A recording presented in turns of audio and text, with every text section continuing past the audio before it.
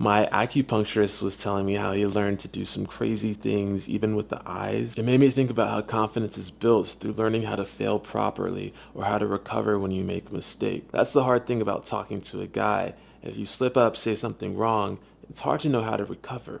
Gay confidence is a myth. It's not fake, not real, just misunderstood. One day you feel like Beyonce at Pride, the next you can't even make eye contact at the gym. Let's talk about why. What's up? The name's Trey. Welcome back to camp, where issues become anthems. Today we're unpacking why confidence in the gay and queer community is way more complex than the either you have it or you don't story we've been sold. Take my friend Drew, tall, charming, great career, enviable New York apartment. But put him in a gym full of shredded gays and he'll spiral. It's not just about body envy. He's afraid the confident ones will see through him, spot the cracks, and decide he doesn't belong. Like I did with him, I'll share some of my insecurities with you all and how I navigate through them. Keep watching if you get anxieties or doubts in gay spaces, if you feel like there's too much gay toxicity, or you want some thoughts on how to boost your confidence. When I talk about confidence, I don't mean being flawless. I mean how you feel about your imperfections and how you handle them. It's mental health. Oftentimes the guys with the most overt flaws who don't give an F about them are the same ones who are deemed the most confident with the most balls. Or confidence is like the other day in the steam room. This good-looking young guy put a wet towel on the sensor and kept blasting it with water every 20 seconds. Imagine the steam filling the room till the heat alarm goes off, making it nearly unbearable, yet he doesn't care. That's a bold move, right? To adjust everyone's environment to his liking without ever asking for consent. Confidence sometimes has nothing to do with imperfections, just an unwavering pursuit for what you want, or a disregard of who's around you. I'll also steer clear of the N-word in this video. Narcissism. I know it's easy to see someone you're envious of or who disrespects you and to call them narcissistic, but one org has a laundry list of what it means to have narcissistic personality disorder. You know, a cough is a symptom of tuberculosis. Just because you have a cough doesn't mean you have tuberculosis. Similarly, just because someone displays a ton of confidence doesn't mean they're narcissistic. It's hard to call anyone this, in my opinion, from a single isolated interaction. My first anecdote is that people aren't always as confident as they seem. Picture this, it's my first year in grad school in bustling New York City. I'm hearing whispers that some people think I'm snooty and unapproachable. Why? Because I wasn't talking to them much and seemed to be avoiding them. In reality, I had just moved to New York City and recently came out. I was navigating a new city, a new identity, and a new social scene all at once. As a naturally shy and introverted person, I was overwhelmed by the 100 people in my program. The problem was they couldn't see the internal struggle. I walked tall, smiled warmly, kept a calm demeanor. My classmates described me as charismatic and expected me to be the one to approach. When I didn't, they internalized negative thoughts, wondering if they had done something wrong. In reality, it was just me battling my own insecurities. Eventually, I made an effort to connect and all was good. But the lesson was, even for myself, confidence isn't always what it seems. Confidence is a complex beast. Think about this, we always talk about confidence like it's an on-off switch. Either you're confident or you're not. But in reality, confidence is more like a dimmer switch with countless shades in between. Imagine confidence as a spectrum, a 0 to 100 scale. When someone says they're gaining confidence, they're moving up this scale. So then what does it even mean if someone calls you insecure? Does it mean you're at 50% confidence, 10% confidence, 0%? And when they tell you to act more confident, is 90% confidence acceptable, but 89% isn't? Where do we draw the line? Additionally, we're multifaceted individuals. You might be confident in your career, but insecure in social settings. Chasing 100% confidence in every aspect of our lives is an impossible standard. When someone insults your confidence, just remember that their standards may be unrealistic and undefined. They may not even know what they're talking about. Own your journey and recognize that confidence is a personal and evolving process. A second layer to this is the fluidity of confidence. It's not a static trait. It ebbs and flows like water. Think of confidence like happiness. Happiness isn't a constant state. It comes and goes in fleeting moments. Confidence is the same. Ask me how I'm doing at a party when I'm feeling great, and I'll say I'm confident. Ask me again when I'm alone at home, and my answer might change. Confidence changes with our circumstances and emotions. You might envy someone who seems to always have it together, and maybe they do in that moment, but that doesn't mean they're always like that. Which means that you can also embrace the fluidity of confidence. Make changes to boost your confidence in the moment, and remember, it doesn't make you a fraud to adapt and act differently. In terms of biochemistry, I might be really happy after I chug some caffeine or after my crush compliments me and there's a rush of dopamine. I might feel really confident when the sun hits me at a day party and I'm flooded with serotonin as I hang out with friends who I feel really secure with and there's a rush of endorphins. But as the circumstances change and the chemicals fade, so does that confidence. It's a reminder that our emotional experiences are ever changing. Some gay men really need to stop beating themselves up with feelings that everyone but them has everything figured out everywhere all at once. A third layer to this is the fragility of confidence. We often feel confident in our daily lives, but we don't realize how easily that confidence can be shattered. Think of fragile masculinity, the macho man who acts tough, but put him in a pink shirt and suddenly his manhood is threatened. Confidence can be just as fragile. I read something recently that said that femininity is often viewed as innate, whereas masculinity is thought of as something that must be earned and constantly proven. If you're always racing to prove yourself, how can you ever feel truly secure? My question, if one small change can make you feel less secure, is that really true confidence? Let's look at some examples I think we can all agree on. Imagine feeling financially secure, then you lose your job and immediately panic about money. That financial security isn't exactly what you thought it was. Think about how we tell straight guys they're not secure in their sexuality if something as simple as hugging another man threatens their masculinity. In queer situations, it's the same. Take the buff masked guy in the gym who walks around confidently. If he injures himself lifting and breaks down because he's gonna have to take a break and he's afraid he's gonna lose muscle mass, that's not true confidence. If one change shatters your identity, it's not true self-confidence. Picture a gay with a yacht, a beautiful home, and a summer house, always jetting off to Mykonos, Tulum, Dubai. He runs his own business, which gives him power and makes him feel like a man. But when his business tanks, he suddenly feels powerless and purposeless. He believes he's a failure and lies about what's going on. His confidence was an illusion built on a single, fragile foundation. Confidence can also be fragile because it's often dependent on setting, requiring you to be in your element. Kind of like how I wasn't fully in my element the first couple months of grad school. Take a handsome gay man, put him in a room with only straight men. His normal jokes don't land. He feels they don't relate to him. He doesn't belong. Is it true confidence if his security is dependent on his setting and who's around him? Or is it just that he's built his life in a way that he never has to confront his insecurities? He avoids anyone who might expose that he doesn't have it all figured out. A playful example. Have you ever felt perfectly secure? Then you see your crush with his perfect eyes and kissable lips, and all of a sudden you're tripping over your feet and wondering if you can still speak English properly. If confidence can be shattered somewhat easily, maybe there's no reason to worship or hate on someone who seems better than you. We talk about this sometimes in New York City, that for most of us, all it would take is one bad year for us to be homeless or have to move away, which is a reason to treat others with equality rather than rank ordering everyone based off of confidence or worth. Let's talk about ambition, the fourth layer of confidence.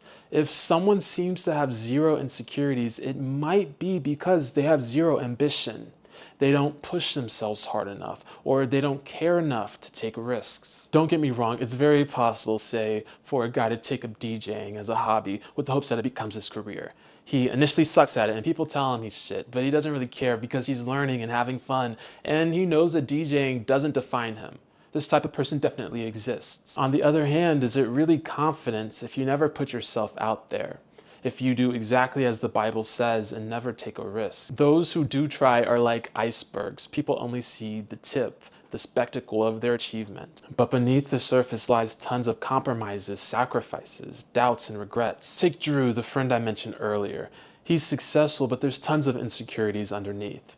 His ambition led him to neglect other important aspects of life. He was studying instead of working through his attachment issues. He was working long nights rather than deepening connections, and so on. And some of the people Drew envies are actually just like him.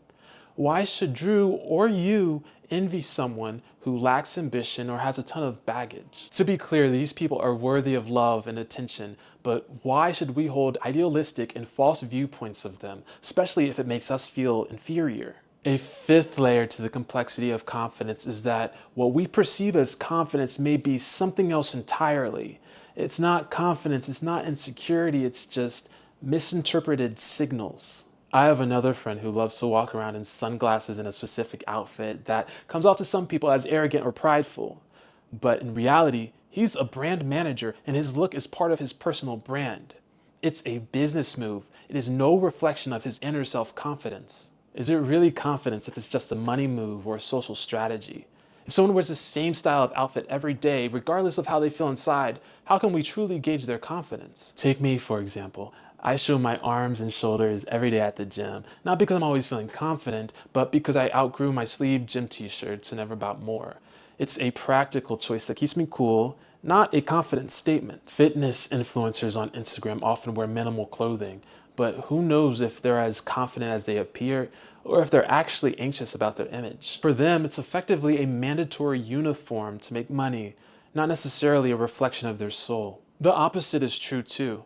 Take the kid who was bullied into insecurities and developed a hunched back out of a psychological effort to make himself smaller. He excels in school, lands a great job, regains confidence, but that hunched back isn't going anywhere until he sees a chiropractor. Most people will mistake his insecure body language with his nature, which is farthest from the truth. Ultimately, it's about how you act in challenging situations. Your true character shines through in moments of adversity. Picture some queens strutting around the city like $1,000,000.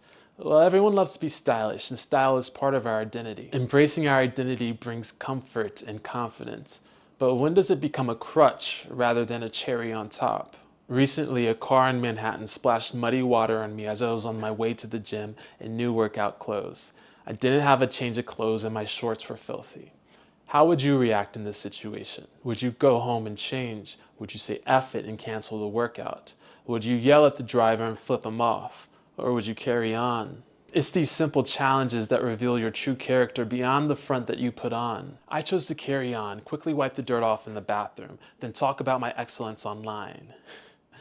Jokes aside, I still had a great workout regardless of my appearance. I say this because confidence or insecurity isn't always visible. Some of the confident people you're envious of might shock you with how they react to a minor inconvenience. So, if you can argue that nearly everyone has insecurities because confidence is on a spectrum, it's fluid and changes, it's multidimensional, it's more fragile than it seems, then the word starts to lose its power. If someone attacks your insecurities, maybe it doesn't actually mean that much, unless it's causing you to hurt and lash out at others or hurt and self-sabotage yourself. If you think other guys in the gym are so much more confident than you, sure, maybe they're more confident that they can barbell squat to perfect depth with perfect form, but that doesn't mean they're more confident than you on the whole. Maybe they spend so much time in the gym because it's where they're the most self-assured. Ever been at a circuit party seeing everyone having a blast and suddenly you feel like you don't belong? That imposter syndrome hits hard and you might reach for another drink or something harder to fit in. But guess what? You're not alone. A lot of these guys are masking their insecurities too. Sure, dancing like no one's watching is liberating, but let's be real. A lot of these guys are letting loose to let loose their insecurities. Some of these guys even have action plans in place to get ahead of these doubts, such as pre-gaming, sneaking drugs in, or wearing sunglasses to hide their eyes. I mean, have you ever seen a circuit queen throw a fit over nothing, either in person or online in the comments section? When you realize that others are just as fearful or nervous, hopefully you can feel confident in knowing we all have a similar amount of confidence.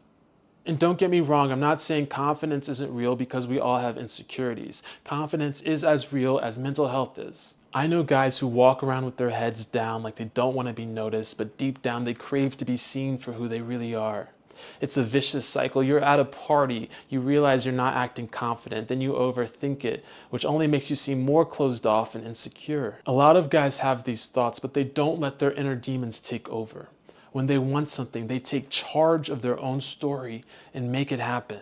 We're going to move to our next segment, and then I'll share some final pieces of advice about confidence afterwards. As a lyricist and music producer, I believe in the power of music to uplift us and connect us. Music has been an important art form in the queer community for self-expression and building self-esteem. Starting from this moment, I'll begin a 48-hour challenge to create a brand new song based on today's theme.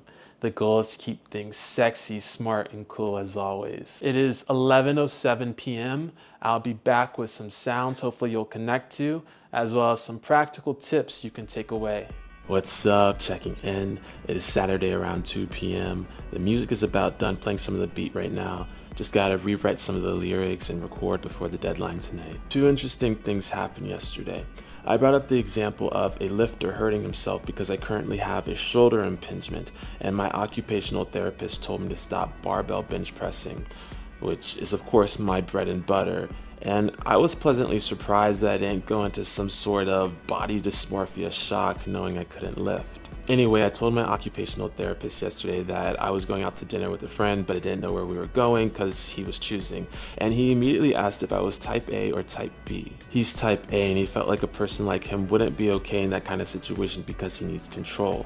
Maybe that's something for you all to explore more, how your intrinsic personality type predisposes you to confidence or insecurity, in what specific ways, and how others with your specific personality type overcome. Second, I got acupuncture in my face for the first time.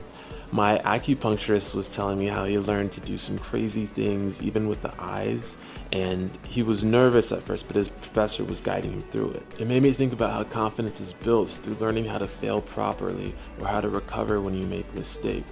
That's the hard thing about talking to a guy. If you slip up, say something wrong, it's hard to know how to recover. In theater, there's a practice called rehearsal for revolution.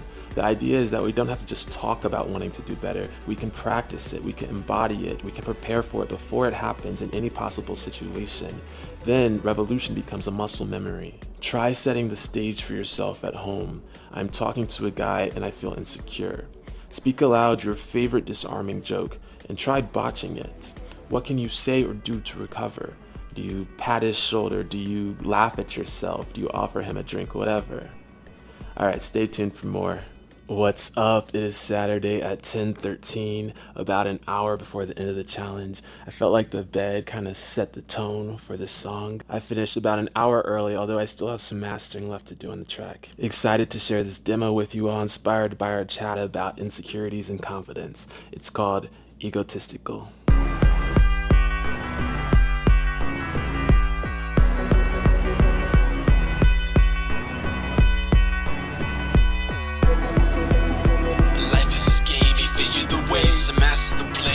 Than a freak, he is ready to lay. He pleases beats my heart, he's got the tools for days. All in his card, I'm a shiver at the hand that he lays. His tongue, his chest, I tongue his chest. We're in the depths, next to I lose my breath. He got the boss, his call, I'm enthralled, balls to the wall, he's When I'm at him, he's betting, he's staring me down. We're locking in the eyes, he's staring me down. We're looking in our eyes, trying to wear me out. That's his method, and I bet he gon' put it down.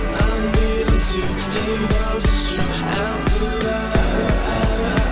I'm giving in. He's about to win all of my. He's so egotistical, you're mystical, irresistible. I'm not flexible. Keep checking, yo. I'm neck and neck. I'm so egotistical. I'm physical, irresistible. You'll still make me low. I'm that bitch, you know. We're neck to neck, go slow. Egotistical, I'll kiss you slow. I'll kiss you low. Egotistical, you'll make me slow. You'll make me low.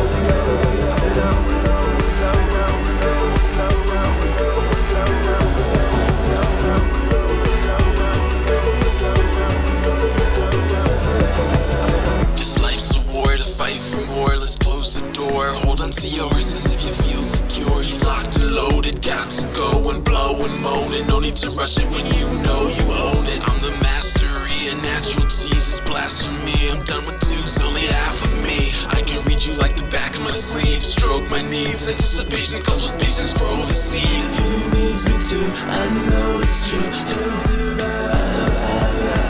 He's giving in, I'm about to win. All of his he's so egotistical, you're mystical, irresistible.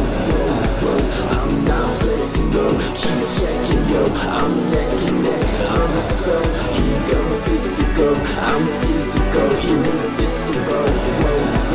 You'll still make me low. I'm that bitch, you know. We're neck to neck, go slow.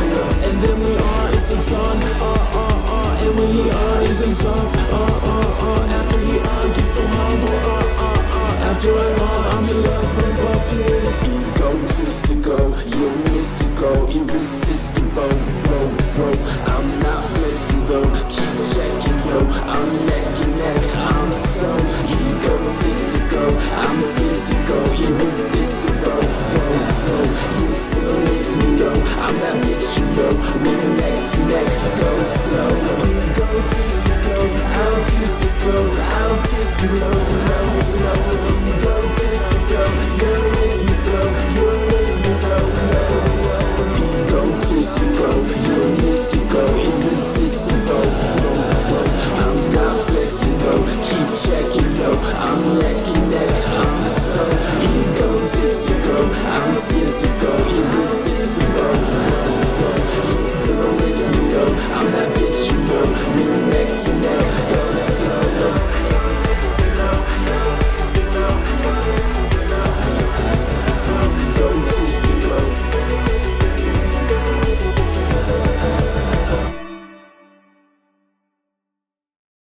It turned out a little bit sexier than I anticipated, but singing these lyrics make me feel good about myself. I think it's a cool song about you and your intimate partner feeling confident in themselves and in each other. Let me know what you think in the comments. Alright, some last pieces of advice. From my experience, the best way to build lasting confidence is to build skills that no one can take from you. For example, it would be great if you could say, I have an amazing group of friends, but even if I had to move away and leave them behind for a new job, I'd still feel secure.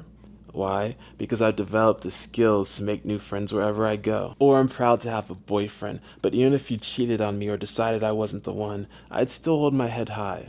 Why? Because I've developed my character and I've learned skills to remind myself of my worth even when I'm feeling down. The other thing is to start loving your flaws, or at the very least, not notice them as much. I used to be really self-conscious about my stretch marks from when I was obese, but now I hardly even notice them. When I do, they remind me of my journey and how far I've come. They're battle scars that show my resilience and dedication. This could be a whole nother video, but learning that the grass isn't always greener on the other side has boosted my confidence. If I were to gain back all the weight I used to have, I'd be more confident than I was before. Being lean and muscular has its downsides too. It's not all it's cracked up to be. For you, maybe you're not where you want to be in your career.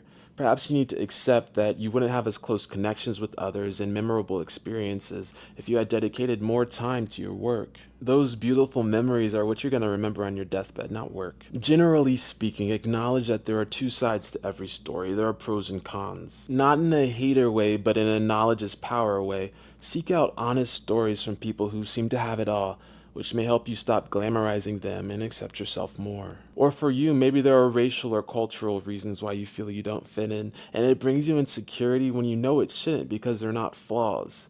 Maybe you feel like there aren't any fun events for people who look like you. Try not to judge your people and try not to judge yourself. Practice the sandwich method of feedback for yourself. 1, I've had a long day and I've earned being in this gay space because I'm resilient. 2, I feel like I don't fit in and I don't like some of the people here and I feel like they don't like me. 3, I have a big heart though and I'm a good person, so I'm going to navigate this setting as such. This is a way of acknowledging the discomfort while grounding yourself in the admirable traits of who you are. My friend Drew, who started this conversation, shared that his therapist helped him realize that some of his confidence issues come from internalized homophobia. I absolutely believe that.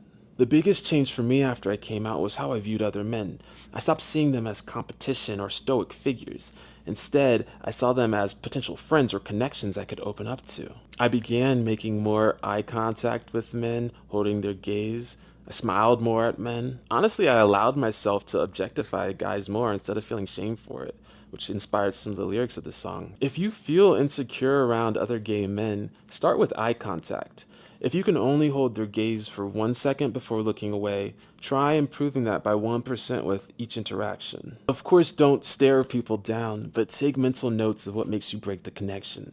Is it vulnerability, butterflies, awkwardness, something else? If eyes are the windows to the soul, letting someone look into your eyes for a moment longer and realizing everything is okay can boost your confidence. There's also fake it till you make it. Especially as a black person, I feel like people want me to be both small and larger than life. At some point, I started taking up more space, asserting myself. which felt uncomfortable until it didn't, to the point that I felt secure being small or large at my own choosing. As you build your confidence, don't forget to enjoy life. Remember, you are special, and that's what makes the world a better place. My only concern with giving confidence boosting advice is if it worked for everyone, wouldn't we all start to be the same? Where's the fun in no one having insecurities? It's a catch-22. Sure, you're more secure, but it also sounds boring as hell. Frankly, my biggest insecurity is probably that my life is so stable and mostly mature that I come off as boring to other people. Like I've been holding down the same job for 10 years. In any case, as long as you're not hurting anyone, your insecurities probably lead to some fun times and laughter with your friends, which makes you a keeper. So find some confidence in your lack of confidence. Alright, that's a wrap. Thank you for joining me in this important conversation. Remember that confidence is a journey and it's okay to have ups and downs. Confidence is often considered a major aspect of masculinity. Check out this video to dive in further. If you enjoyed this video, please like, comment, share, subscribe. Share your stories of confidence and insecurities in the comments below. Let's support each other in this journey. Alright, this is Camp. Peace.